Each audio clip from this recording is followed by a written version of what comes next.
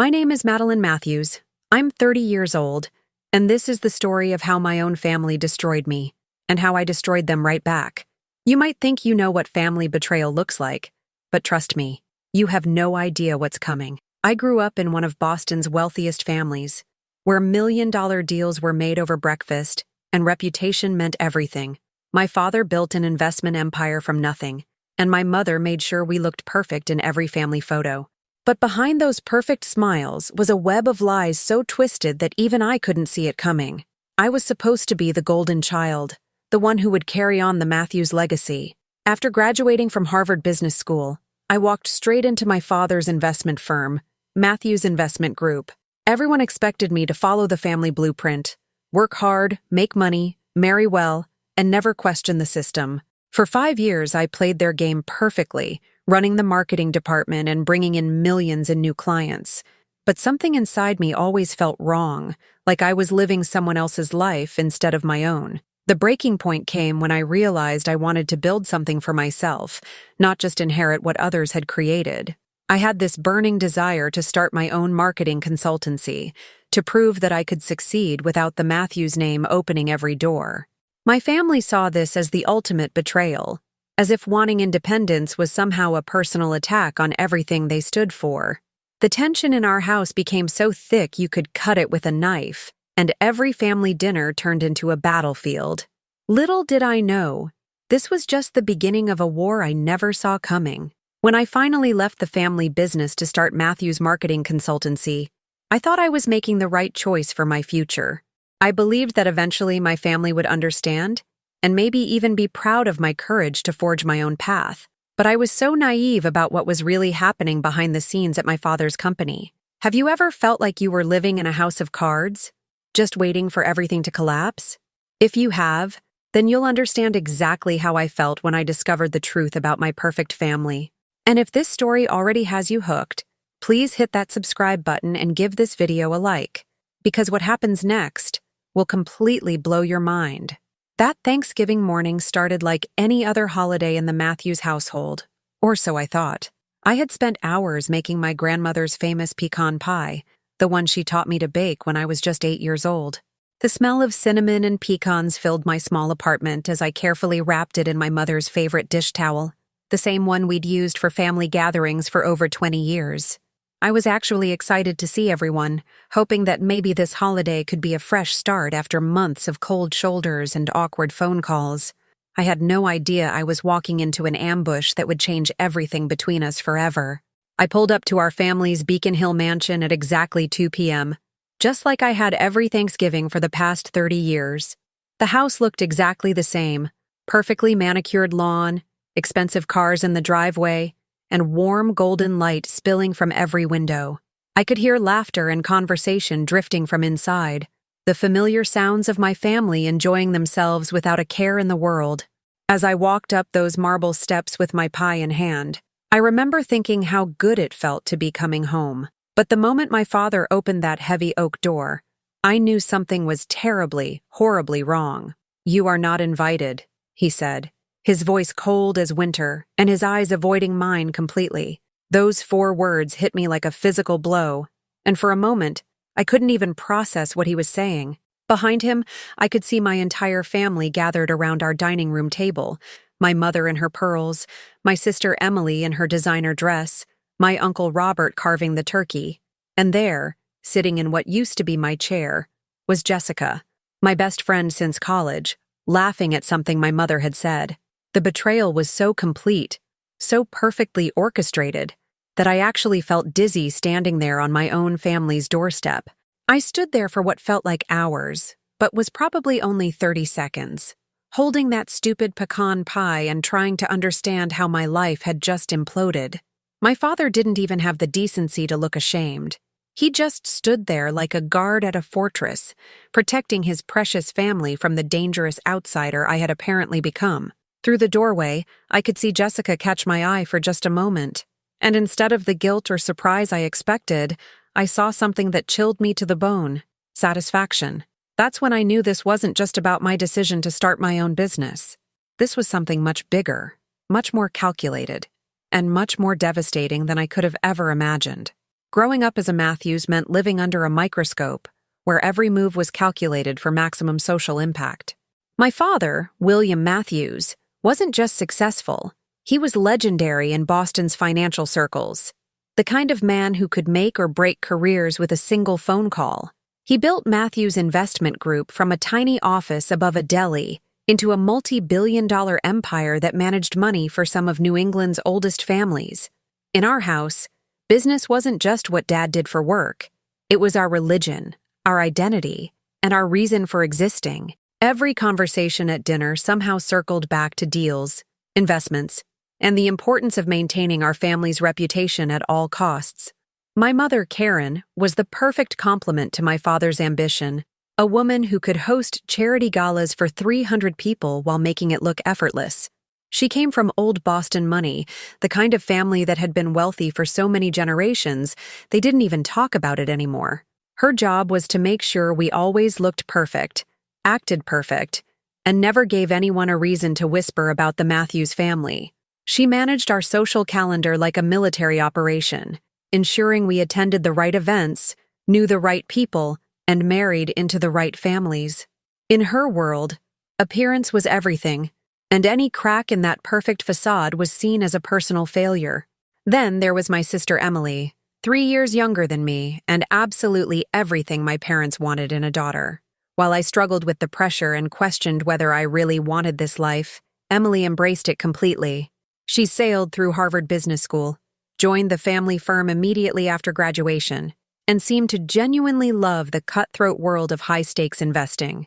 My parents would beam with pride whenever Emily closed a big deal or impressed a difficult client.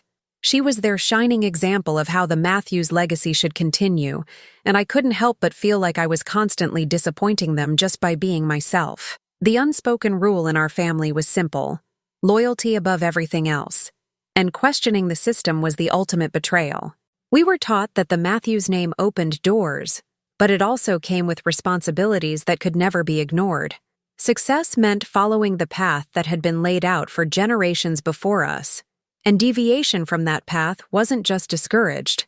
It was seen as an attack on everything our family stood for. Looking back now, I can see how this mindset created the perfect environment for what would eventually tear us apart.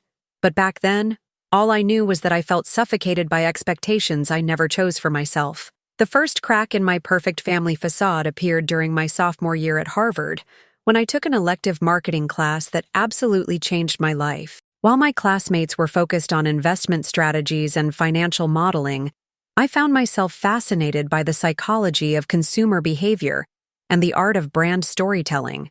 I loved the creativity, the human connection, and the way marketing could make people feel something real and meaningful. For the first time in my life, I had found something that felt like me, not just another version of what my family expected.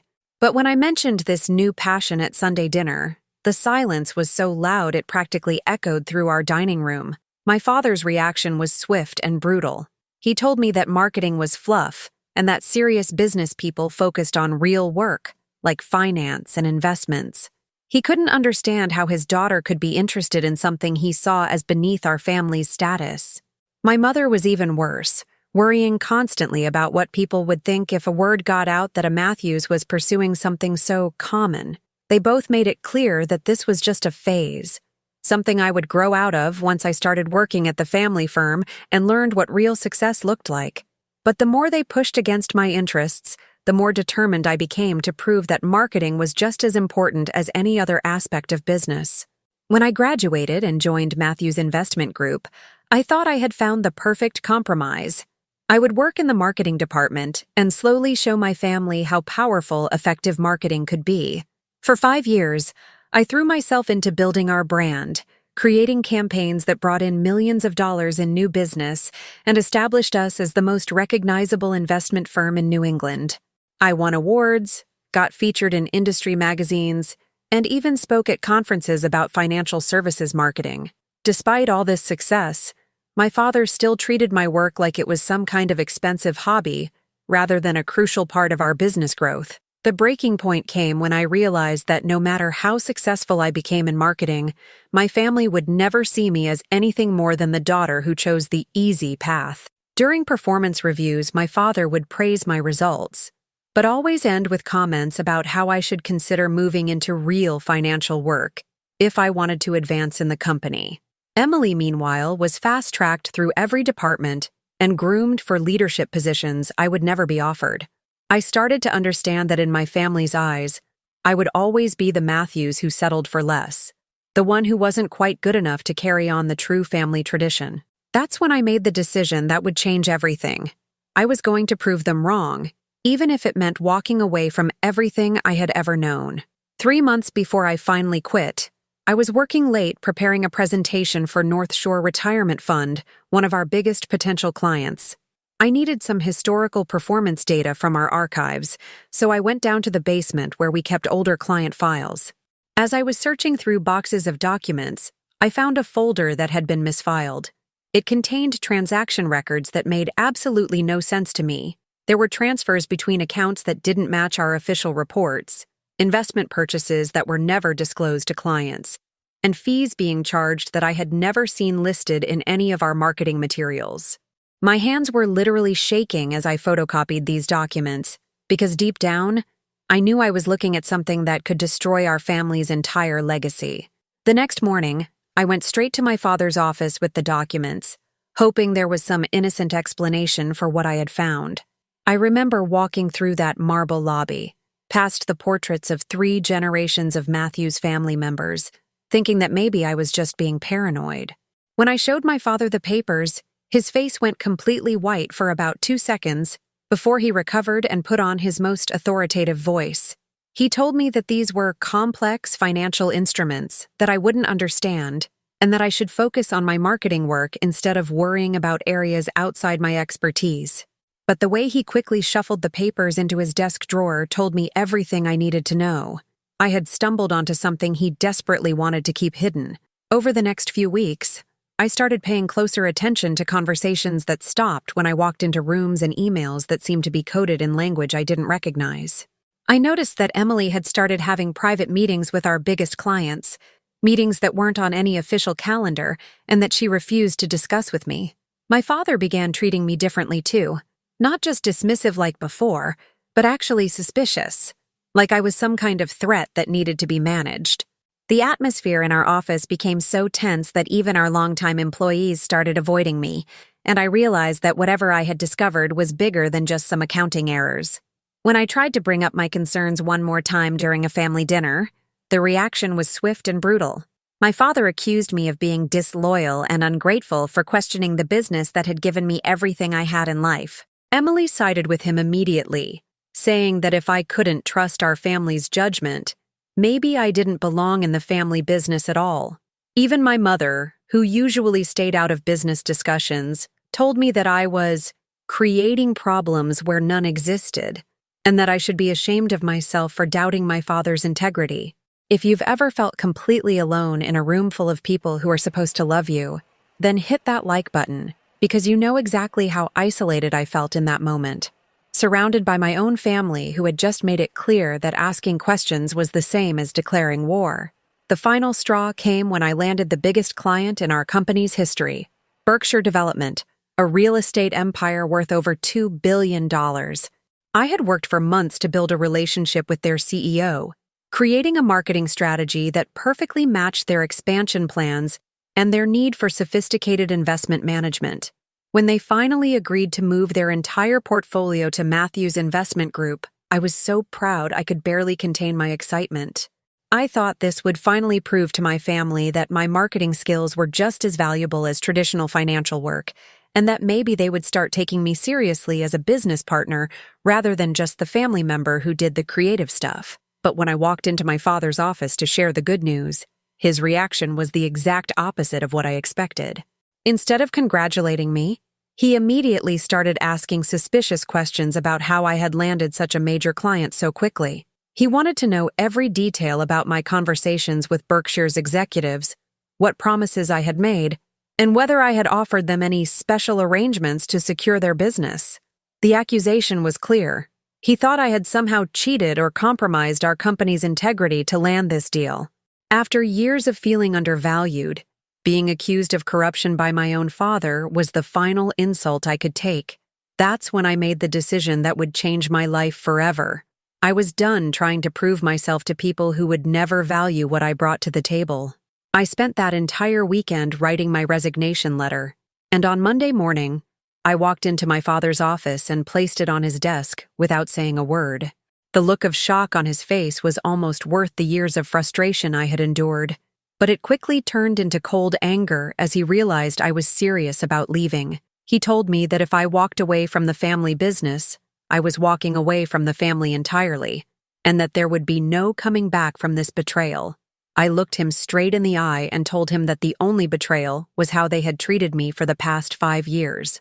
Within 2 weeks, I had cleaned out my office, said goodbye to the few colleagues who still spoke to me, and filed the paperwork to start Matthews Marketing Consultancy. I kept the Matthews name because I had earned it through years of hard work, even if my family didn't appreciate that work. I moved into a small office space downtown, bought used furniture, and started reaching out to potential clients with nothing but my portfolio and my determination to succeed. For the first time in my adult life, I was completely on my own, with no family safety net and no guaranteed income. It was terrifying and exhilarating at the same time, but I knew that whatever happened next, at least I would be building something that was truly mine. What I didn't know was that leaving the family business would soon expose secrets that would destroy everything I thought I knew about the people I loved most. The silence started immediately after I left Matthew's investment group, and it was more deafening than any argument we had ever had. My mother, who used to call me 3 times a week to discuss everything from charity events to family gossip, suddenly stopped taking my calls completely. When I would leave voicemails, she wouldn't return them, and when I tried calling the house phone, my father would simply hang up without saying a word. It was like I had died in their minds, except instead of mourning me, they were actively choosing to erase me from their lives.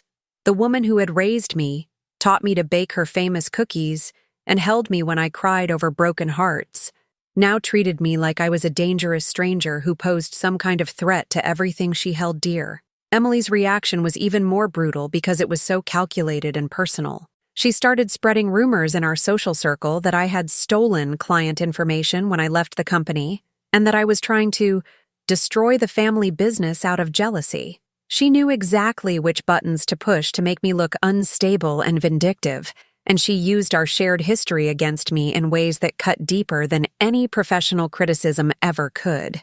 At charity events and social gatherings, she would make sure to stand close enough for me to overhear her telling people how disappointed and worried she was about my recent behavior.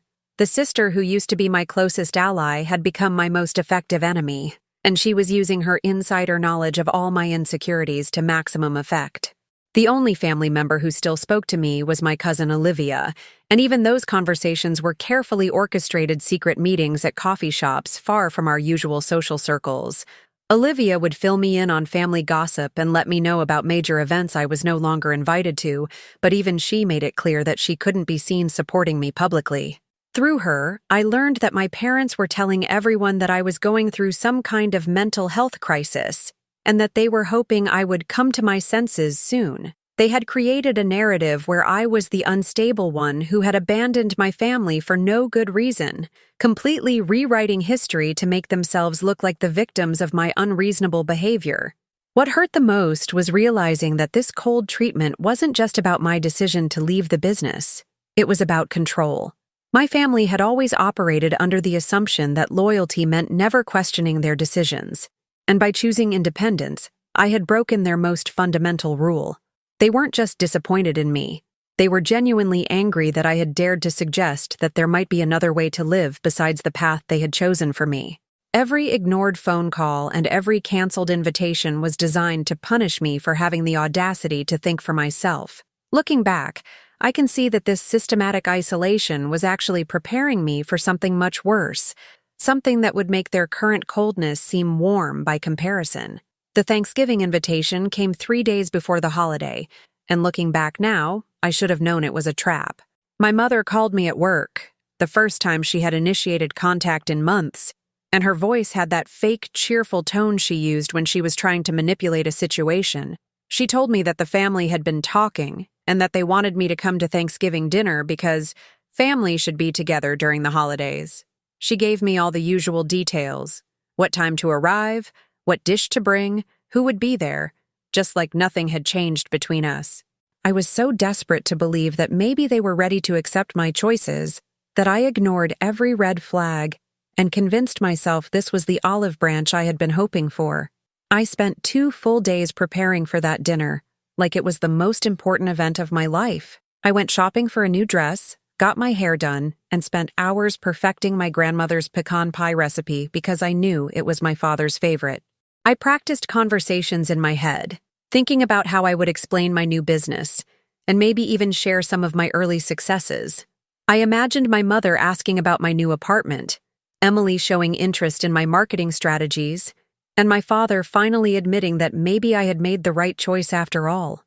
I was so focused on this fantasy of reconciliation that I completely missed the obvious warning signs that this was not going to be the family reunion I was hoping for. The morning of Thanksgiving, I woke up with butterflies in my stomach and a genuine sense of excitement for the first time in months. As I drove through Boston toward the family house, I remember thinking how beautiful the city looked with all the autumn decorations and how grateful I was that my family was finally ready to move forward. I had even prepared a small speech about how much I missed them and how I hoped we could find a way to respect each other's choices while still maintaining our family bonds. I parked in my usual spot in the driveway, next to Emily's car and my Uncle Robert's Mercedes, and noticed that Jessica's car was there too, which seemed like a good sign since she had always been like a bridge between me and my family during difficult times. But the moment my father opened that front door, I knew that everything I had hoped for was about to crumble into pieces. The look in his eyes wasn't welcoming or even neutral. It was cold, calculated, and completely without mercy. When he said those 4 words, "You are not invited," I realized that this whole thing had been planned from the beginning. A carefully orchestrated public humiliation designed to show me exactly where I stood in this family. Standing there on the doorstep with my grandmother's pie in my hands, looking past my father at my entire family enjoying their perfect dinner without me, I finally understood that this wasn't about business disagreements or career choices anymore. This was about power, control, and sending a message that would echo through our social circle for years to come. Cross the Matthews family, and you will be completely and utterly destroyed, even if you're their own daughter. But they had no idea that their perfect little power play was about to backfire in the most spectacular way possible. I don't remember driving away from my parents' house that Thanksgiving afternoon, but somehow I ended up parked by the Charles River, staring at the water and trying to process what had just happened to my life. The pecan pie was still sitting on my passenger seat, and for some reason, that small detail made everything feel even more surreal and heartbreaking. I had spent 30 years believing that family meant unconditional love, that no matter what disagreements we had, blood would always be thicker than business disputes. Sitting there watching the sunset reflect off the water, I realized that everything I thought I knew about my family, about loyalty, and about love had been built on a foundation of lies and manipulation that I had been too naive to see. The strangest part was that I didn't cry, even though I felt like my entire world had just collapsed around me. Instead, I felt this weird sense of clarity, like someone had finally turned on the lights in a room I had been stumbling around in for years. All those times my father had dismissed my ideas, all those moments when my mother had made me feel like I wasn't quite good enough, all those conversations that stopped when I entered a room. Suddenly, it all made perfect sense. My family hadn't rejected me because I left the business. They had been planning to get rid of me long before I ever made that decision, and my independence had just given them the perfect excuse to do what they had always wanted to do. What really hit me was the realization that Jessica, my best friend since college, had been sitting in my chair at that dinner table like she belonged there more than I did. Jessica knew about my family's plan to exclude me, and not only had she not warned me, but she had actually participated in my humiliation by taking my place at our family table. The betrayal felt so complete, so perfectly orchestrated, that I actually started laughing there by the river, because the alternative was screaming. I had been so focused on trying to prove myself to my family that I had completely missed the fact that they were actively working against me. recruiting even my closest friends to help them destroy any chance I had of maintaining relationships outside their control. But as the shock wore off and the anger started to set in, I began to see this rejection for what it really was. Not an ending, but a beginning. For the first time in my life, I was completely free from their expectations, their manipulation, and their need to control every aspect of my existence. I didn't have to worry about disappointing them anymore, because they had made it clear that nothing I did would ever be good enough. Sitting there by the water, I made a decision that would change everything. I was done being the victim in this story, and it was time to find out exactly what my perfect family was hiding that made them so desperate to silence me. What I discovered would be so much worse than anything I could have imagined.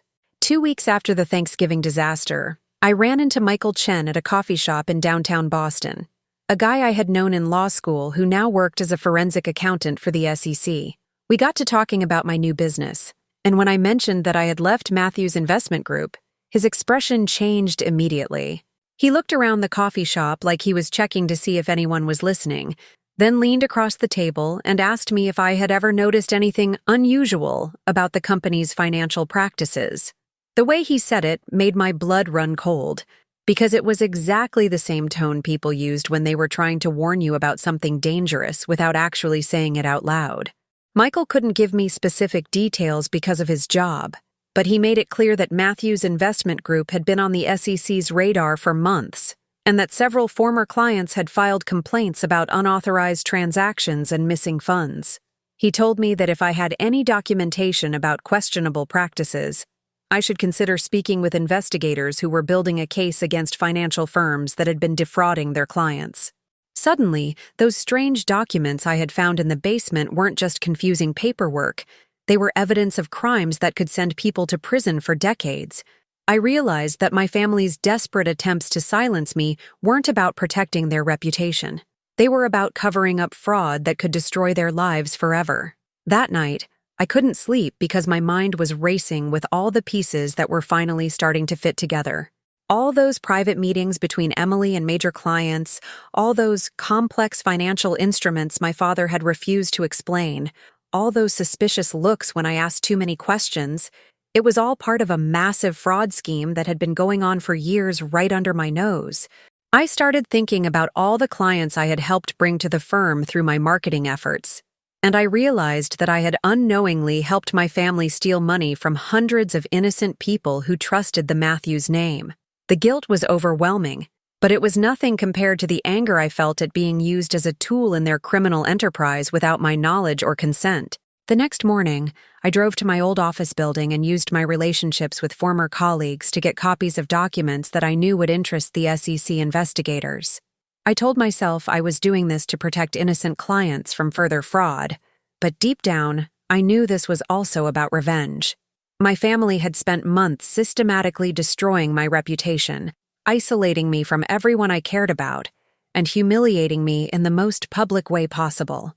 They had made it clear that I was expendable, that they would sacrifice me without hesitation to protect their secrets and their lifestyle.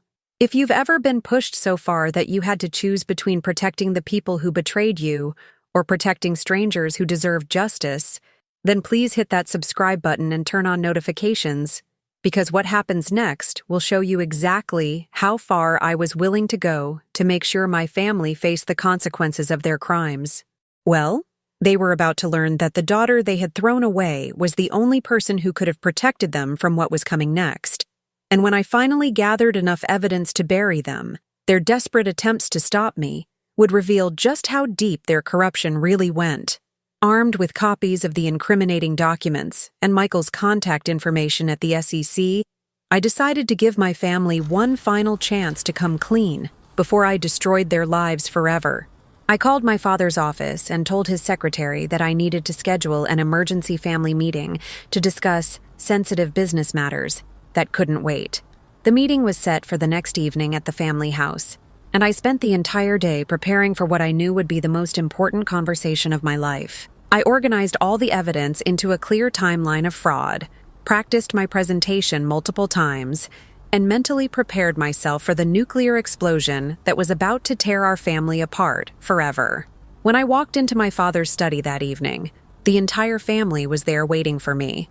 My parents, Emily, Uncle Robert, and even Jessica, who apparently now had a permanent seat at our family council meetings. The atmosphere was tense and hostile, like I was a criminal who had been brought in for questioning rather than a daughter trying to save her family from federal prosecution. My father started the meeting by telling me that they had heard rumors about me spreading lies about the family business, and that they wanted to give me a chance to clarify my intentions before taking legal action against me. The arrogance and condescension in his voice made it clear that they still saw me as the weak, easily manipulated daughter who could be bullied into submission. I placed the folder of evidence on his desk and told them exactly what I had discovered. Years of unauthorized transactions, client funds being diverted into personal accounts, fake investment opportunities that existed only to steal money from trusting victims. As I laid out the evidence piece by piece, I watched their faces change from confident smugness to shocked disbelief to genuine terror as they realized how much I knew and how much trouble they were all in. My father tried to interrupt me several times, claiming that I was misunderstanding complex financial structures, but I had done my homework and I knew exactly what every document meant. For the first time in my life, I was the one with all the power in the room, and they were the ones who had to listen. The most shocking revelation came when Emily finally broke down and admitted that the fraud had been going on for over 5 years, and that Jessica had been helping them launder money through fake marketing contracts with my old department. My best friend since college had been using our friendship to gather information about my work, my clients, and my access to company systems so that they could cover their tracks more effectively. Jessica couldn't even look at me as Emily explained how they had recruited her by offering her a percentage of the stolen money and a promise of a permanent position in the family business once I was pushed out. Everything I had worked for, every relationship I had treasured, every trust I had placed in the people closest to me, had been part of an elaborate criminal conspiracy that had been using me as an unwitting accomplice for years. After that devastating family meeting, I gave them 48 hours to come clean to their clients and turn themselves into authorities before I would submit my evidence to the SEC myself. I thought that maybe, despite everything they had done, some small part of them would choose honesty over self-preservation and try to make things right. But I should have known better than to expect any kind of moral courage from people who had been stealing from their clients for years without a second thought. Instead of taking responsibility, they spent those 2 days trying to figure out how to destroy me before I could destroy them, and their desperation led them to make mistakes that would ultimately make their situation so much worse. The first sign that they were planning something came when I received a call from my bank, informing me that someone had tried to access my business accounts, using forged documents claiming I was mentally incompetent. Then my new office landlord called to say that my lease was being reviewed due to concerns about my financial stability that had been raised by anonymous sources. Within 24 hours, I had received calls from 3 of my biggest clients saying that they had heard disturbing rumors about my professional conduct and wanted to pause their contracts with me until things were clarified. The coordinated nature of these attacks made it obvious that my family was using their social and business connections to systematically destroy my reputation and my livelihood. But their most desperate move came on the second day, when Emily showed up at my apartment with a cashier's check for $2 million and a prepared statement that would retract all of my fraud allegations in exchange for my silence forever. She told me that the family had decided to offer me a generous settlement so that we could put this misunderstanding behind us and move forward as a family. The check was real, the money was substantial, and for about 30 seconds, I actually considered taking it and walking away from the whole mess. $2 million would have set up my business for life, allowed me to move anywhere I wanted, and given me the freedom to start over completely without the burden of this family drama hanging over my head. But as I looked at that check, I realized that taking their money would make me just as corrupt as they were, and would mean that hundreds of innocent clients would never get their stolen money back. More importantly, I understood that this wasn't really about money at all. It was about power, control, and the principle that some people should be able to commit crimes without consequences, simply because they were born into the right family.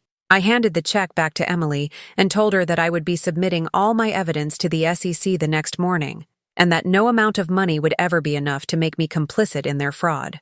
The look of pure terror on her face when she realized that I couldn't be bought was almost worth the years of pain they had put me through, because for the first time, she understood that her little sister was not the pushover she had always thought I was. And she was about to find out just how much damage someone with nothing left to lose could actually do. The morning I walked into the SEC offices with my evidence was the beginning of the end for everything my family had built over 3 generations. I met with investigators for over 6 hours, walking them through every document, every suspicious transaction, and every conversation I could remember that pointed to systematic fraud within Matthew's investment group. The investigators told me that my evidence filled in crucial gaps in their ongoing investigation and provided the smoking gun they needed to move forward with criminal charges. Within 48 hours, federal agents were executing search warrants at the family offices, seizing computers, freezing accounts, and interviewing employees who had been too scared to come forward on their own. The media explosion was immediate and devastating. Boston investment dynasty crumbles in massive fraud scandal was splashed across the front page of every major newspaper in New England. Television reporters camped outside our family home, our office building, and even my new apartment, trying to get statements from anyone connected to the Matthews family. My father's picture was on the evening news in handcuffs, being led into a federal courthouse while reporters shouted questions about how many millions of dollars had been stolen from innocent retirees and pension funds. The Matthews name, which had been synonymous with trust and financial expertise for decades, was now associated with greed, betrayal, and criminal corruption. The legal consequences came swift and hard.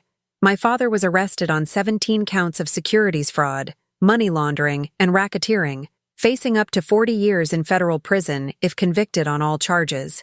Emily was charged as a co-conspirator and faced 15 years, while Uncle Robert and several other employees were charged with lesser but still serious felonies.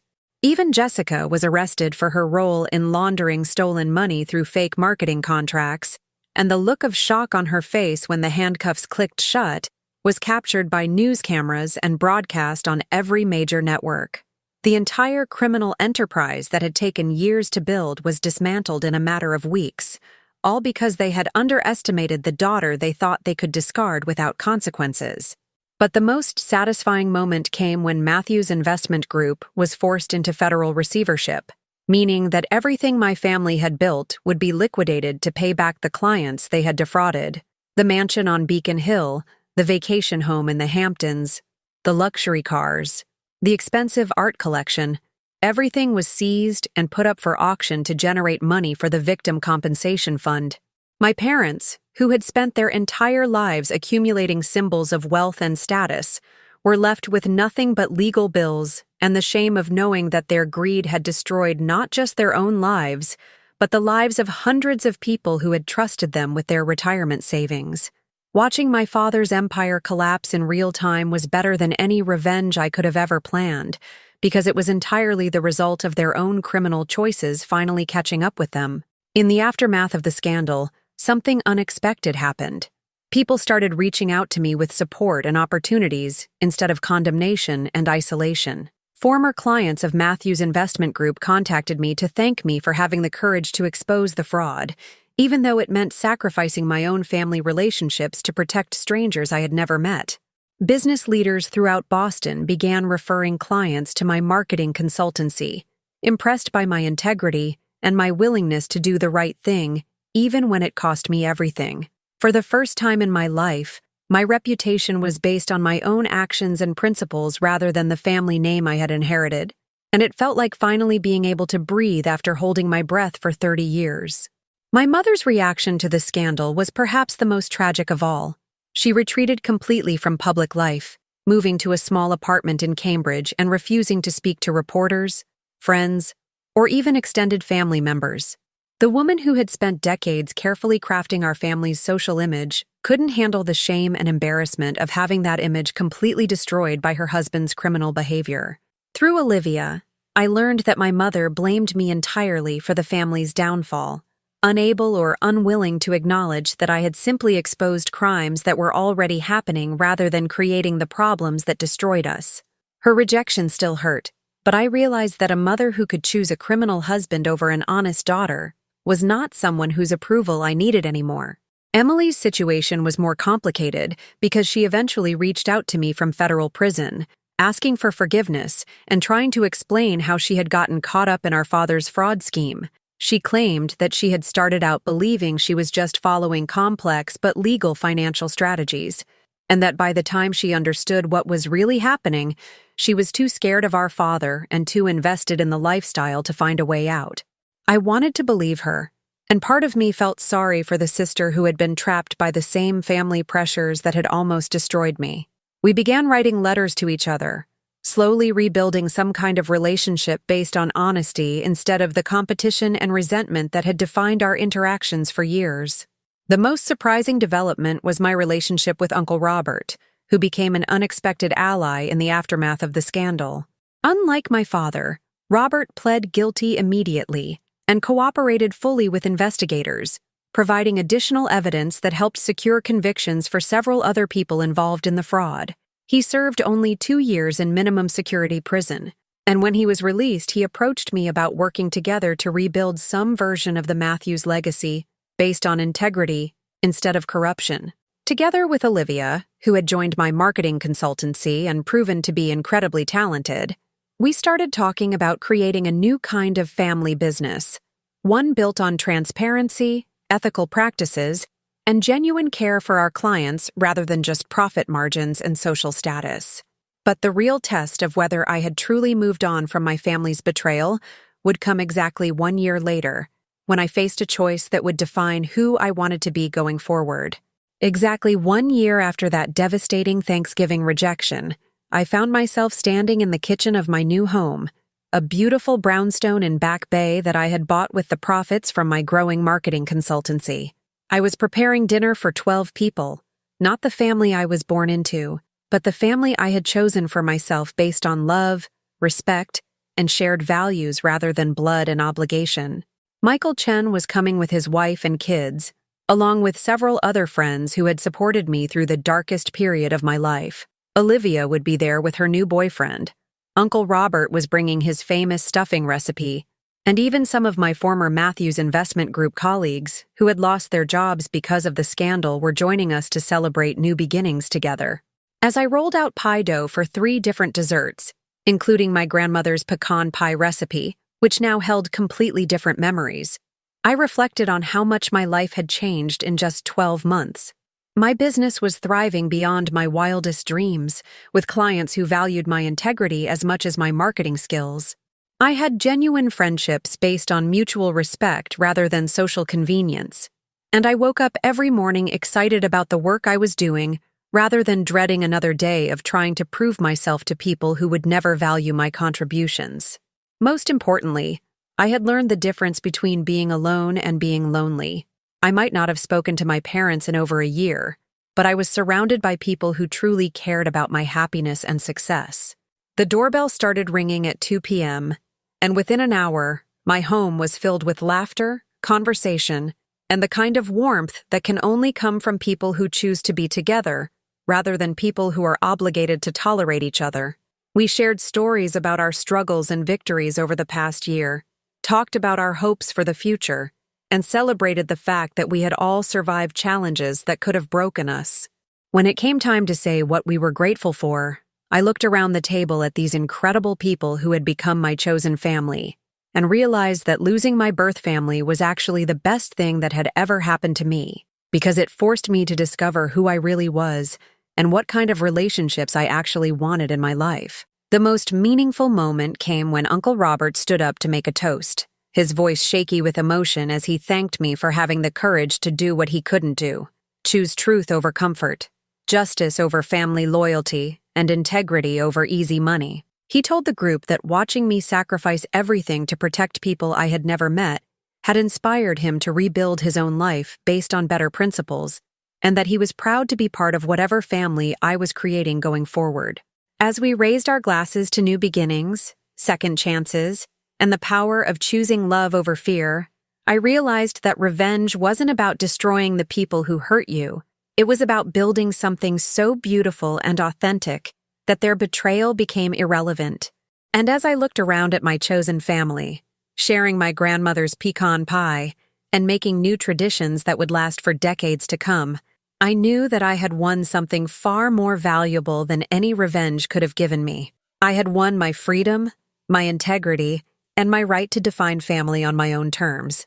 So if you've made it this far in my story, please subscribe to hear more about how choosing authenticity over approval can completely transform your life, because this is just the beginning of what happens when you stop trying to fix broken people and start building something beautiful with people who actually deserve your love.